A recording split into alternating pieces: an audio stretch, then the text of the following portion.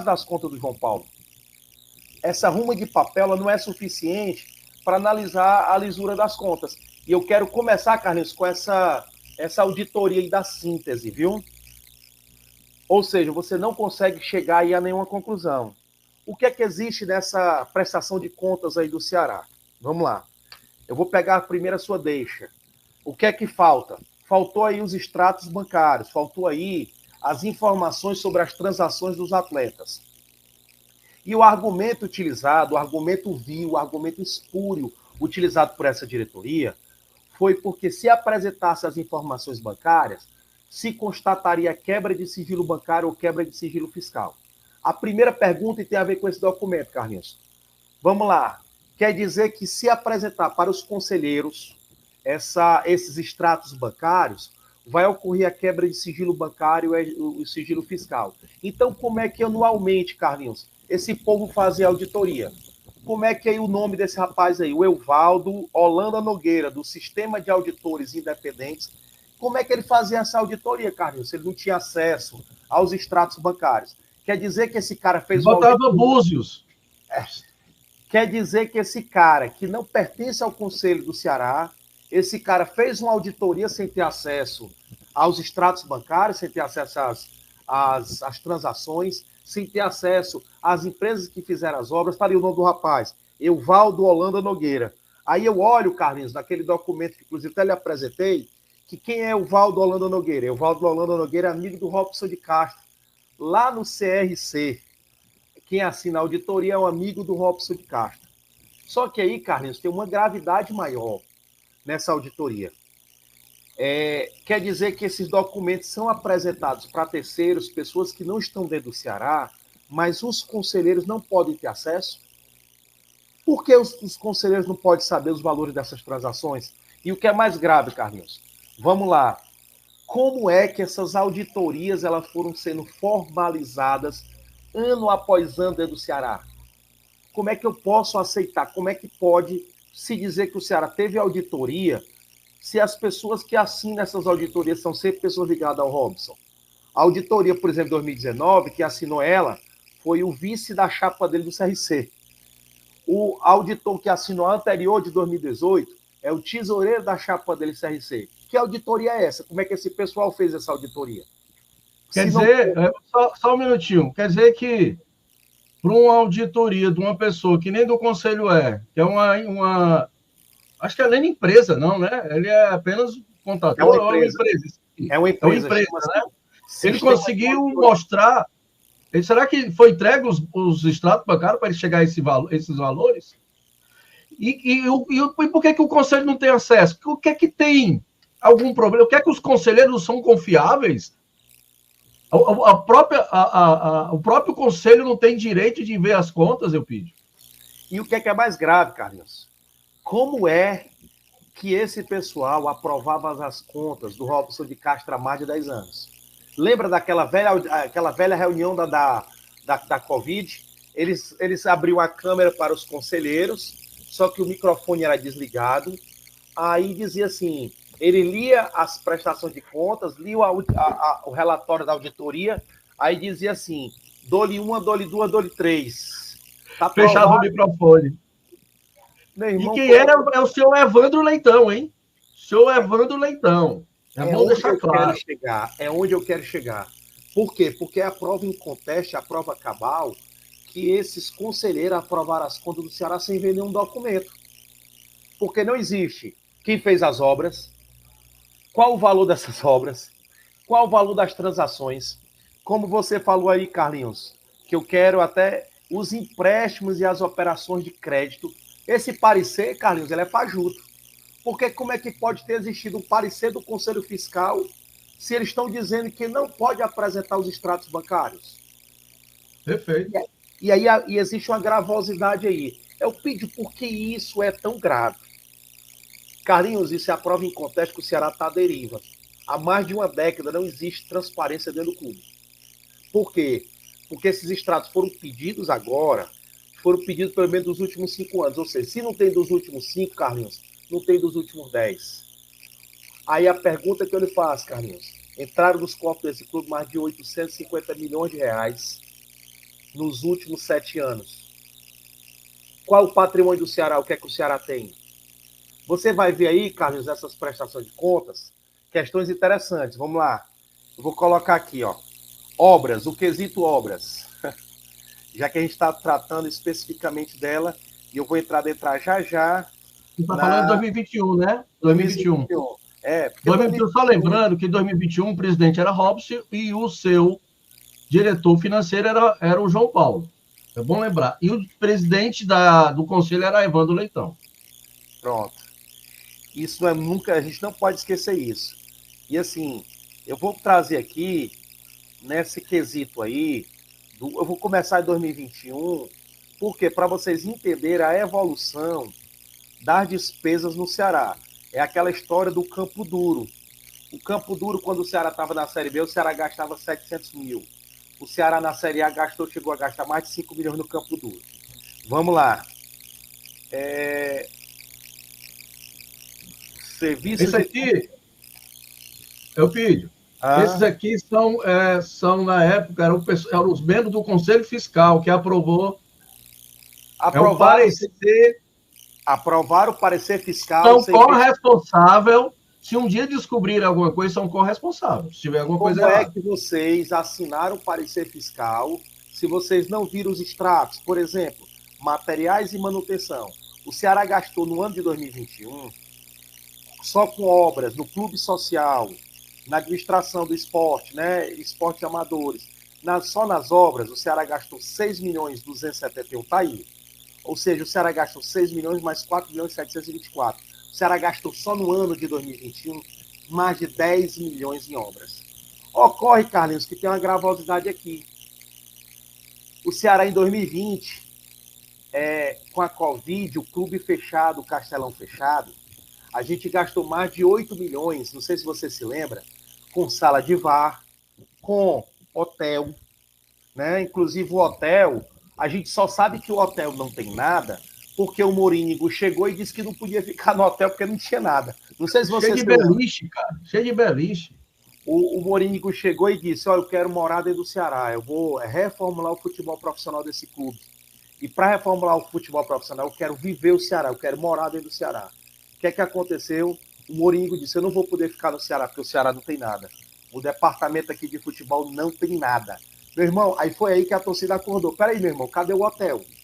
Cadê esse hotel que a turma dizia que era equipado de tudo? Só que a gente gastou 8 milhões de reais só com obras de VAR, sala de VAR, coberta e o hotel. Porque não queria que os atletas saíssem para que não corresse o risco de pegar Covid.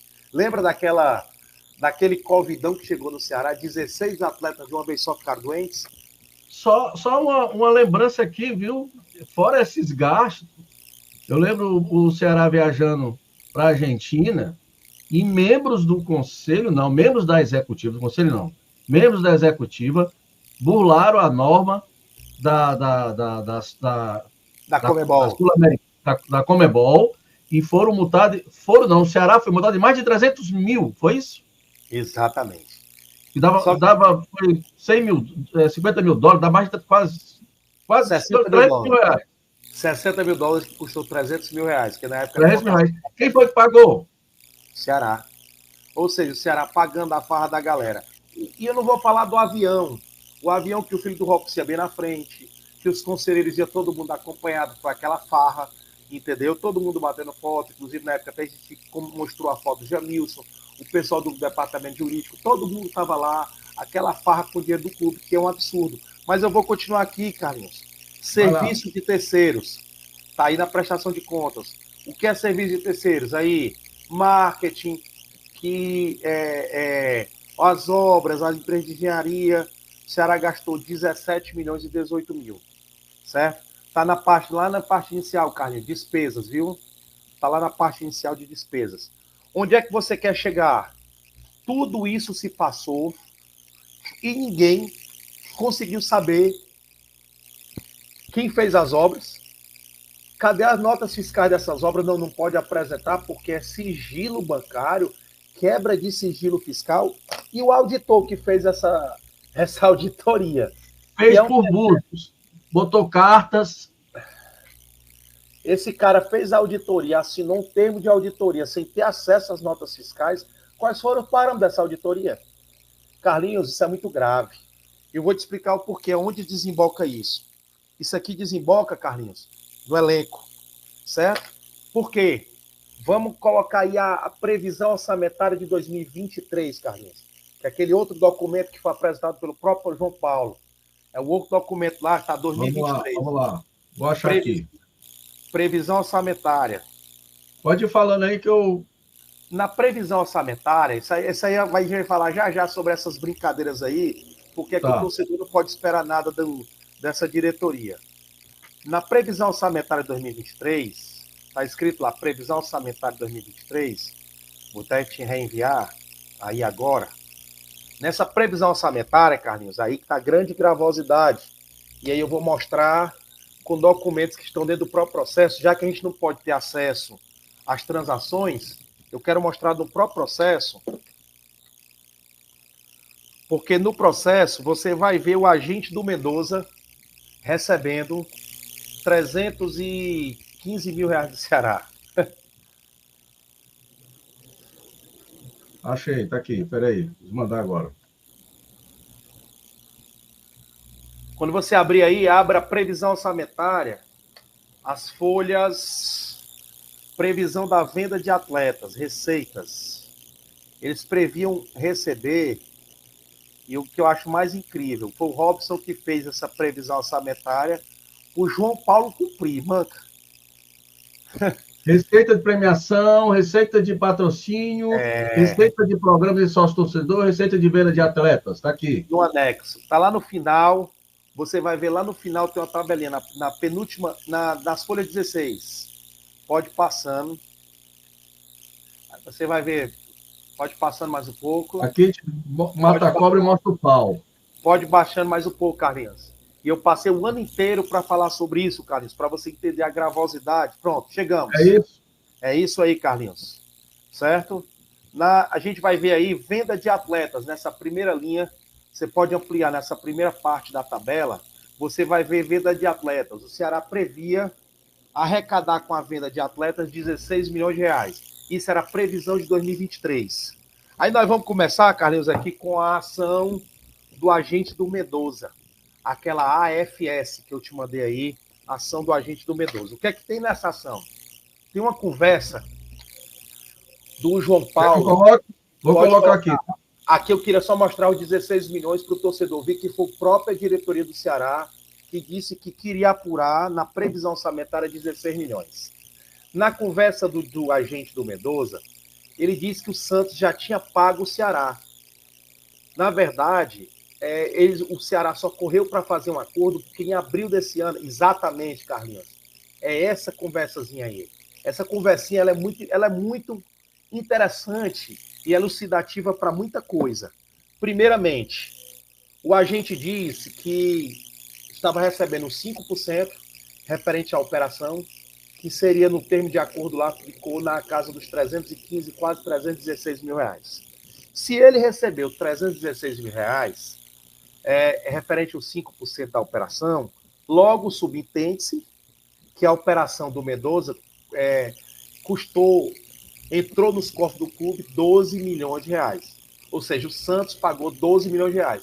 E aí o João Paulo dizendo, entrou na conta do fundo, mas finalizando para enviar para o dinheiro para o clube. Espera aí, Carlinhos.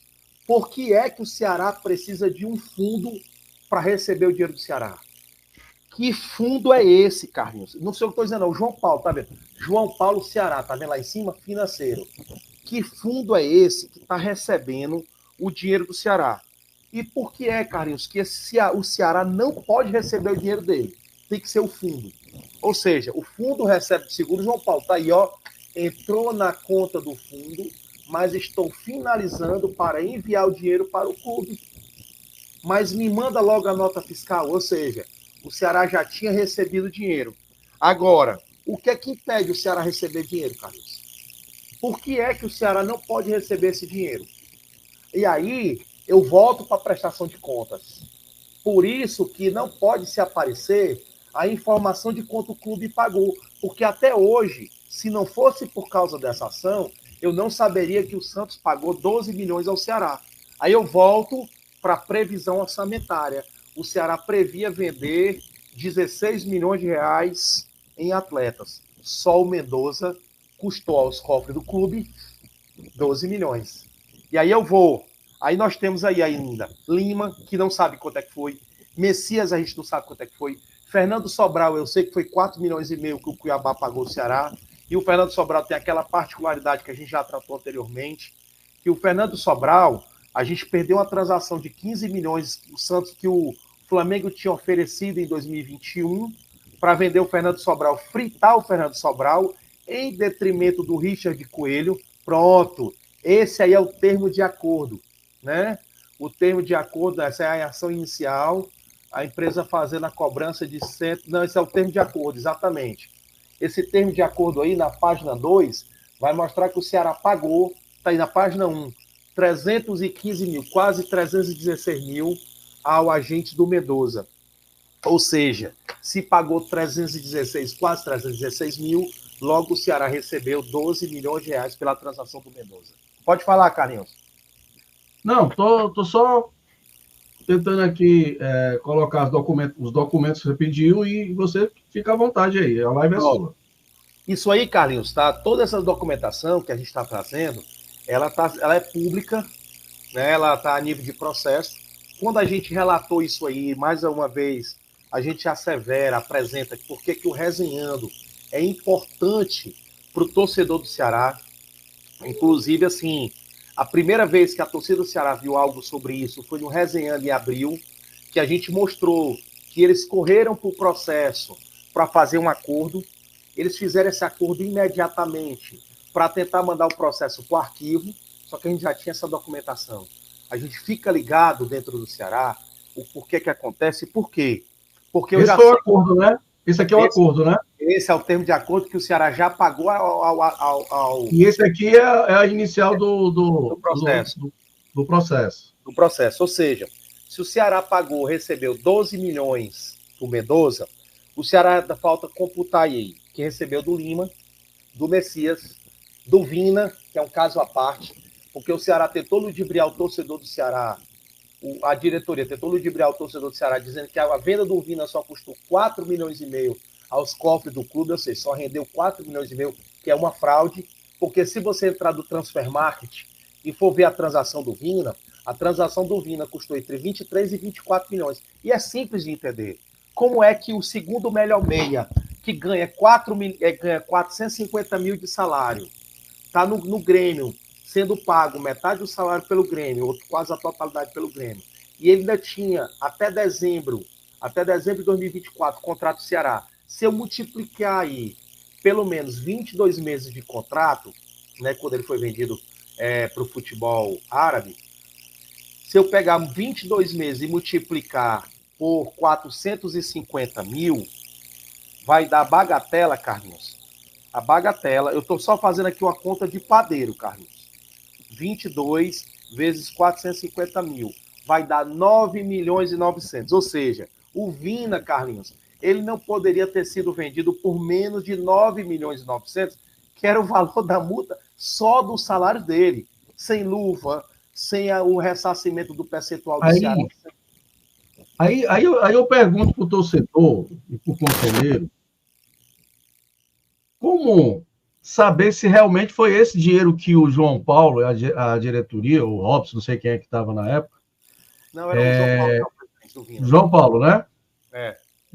Se foi realmente esse dinheiro, porque vocês não provam. Vocês não mostram os extratos, vocês não mostram os e-mails de negociação. E a gente fica difícil, né, cara? E o mais grave, Carlinhos, que a gente só sabe disso só cruzando informações, transfer market, mas fazendo uma análise. Espera aí, se o salário do atleta é de 450 mil, ele ainda tem mais 22 meses de contrato com o Ceará.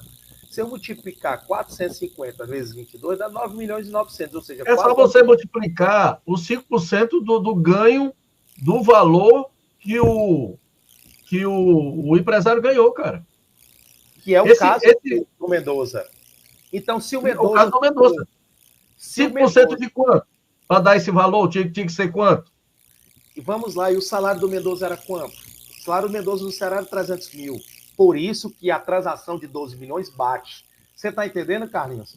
E o salário do Vina, 450 mil, quer dizer que o Ceará só recebeu o equivalente a 10 meses de salário do Vina, tendo 22 meses ainda para cumprir de contrato. Então, Carlinhos, são essas questões nebulosas que eles tentam esconder ou omitir do torcedor. E é por isso que não pode se expedir os extratos.